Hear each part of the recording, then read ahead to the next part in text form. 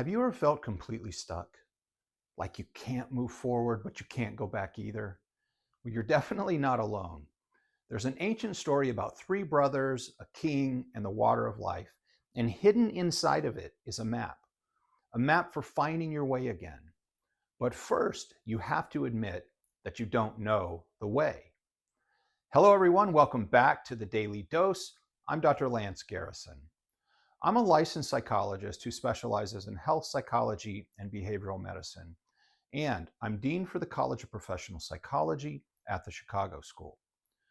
Now, across every culture and tradition, there's a shared metaphor that runs like a quiet stream beneath all of our stories.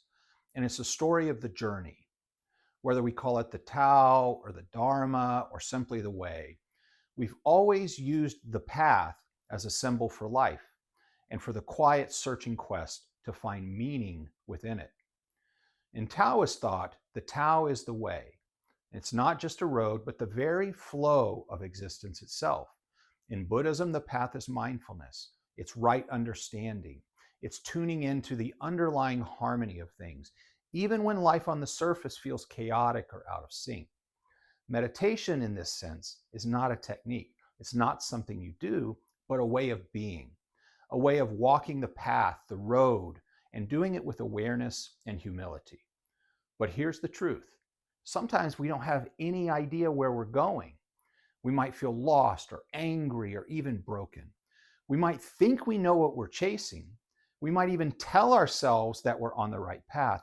But the moment we stop listening, the moment we rush forward, confident in our ignorance, we get stuck. So there's an old story in the Brothers Grimm collection called The Water of Life. There's three princes, a dying king, and a mysterious water that can restore life itself. Now, each of the princes set out to find it. The first two are driven by ego and ambition, and they ignore a strange little dwarf on the path who asks them where they're headed. They just brush him aside because they think they know the way. And so the dwarf just sends them into a deep, narrowing ravine, and it's one where they can't go forward, they can't turn around, there's just no escape. The dwarf isn't just a character in the story, not a character on the page. The dwarf is a symbol of inner wisdom, of quiet, humble power that we often ignore. And we all have that dwarf inside of us. But when we rush forward with a narrow mind and a tight grip on our agenda, we miss the chance to listen. And then we find ourselves stuck, just like the first two brothers. But let's talk about the youngest brother. When he meets the dwarf, he dismounts, he listens, and he just admits that he doesn't know the way. And because of that, the dwarf shows him, and the real path opens up. Now, it's difficult, it's complicated, it's long, but it's real. And it begins only with the courage to say, I don't know, and I need help.